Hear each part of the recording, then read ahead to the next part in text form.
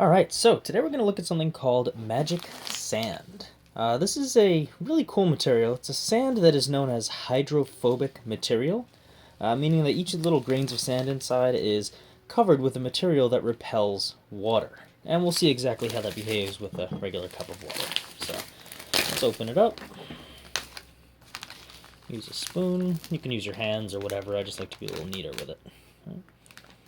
And I just dump it in. If I put it in nice and slow, you can actually see that the sand floats. It's repelling water to the point of where it is acting like a boat. But if I add enough of it, it eventually collapses and moves down. So we can take a look at it.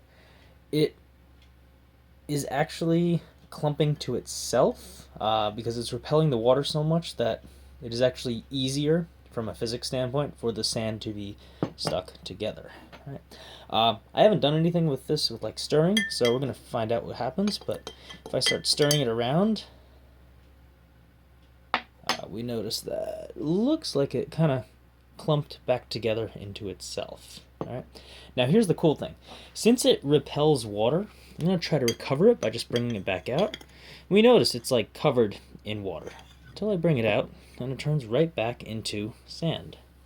And you can actually even see on the spoon that there's still water on there. I pour it back in, it kind of does the same thing.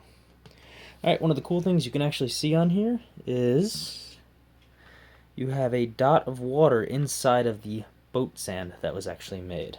So let's get rid of that. Alright, once I dump it down, it stays down. Alright, we also notice a little bit of a static behavior with the spoon. It's kind of pushing away or attracting the sand. And it's a really cool toy.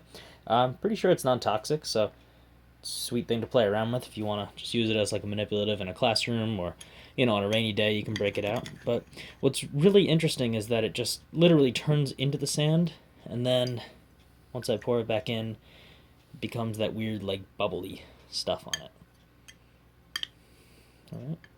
Alright. So I'll put a link on Amazon for this. It was like $12. It's a great buy. It's once again called hydrophobic sand. Alright, it's a cool little toy. It's a great thing for the kid in the family who just loves sciencey stuff. And the cool thing is, it's reusable again and again and again. All I need to do is fish out all of the water. It's a little difficult, but usually what I've had success in doing is taking the sand, letting it sink to the bottom, getting rid of all the stuff at the top, and then just slowly pouring out water until it's mostly sand and water, and then just simply scooping out the sand little by little. Right? And to the touch, once again, it's still dry. Even though there's some water, I actually was able to grab it on my finger. Right? I can put it back on here.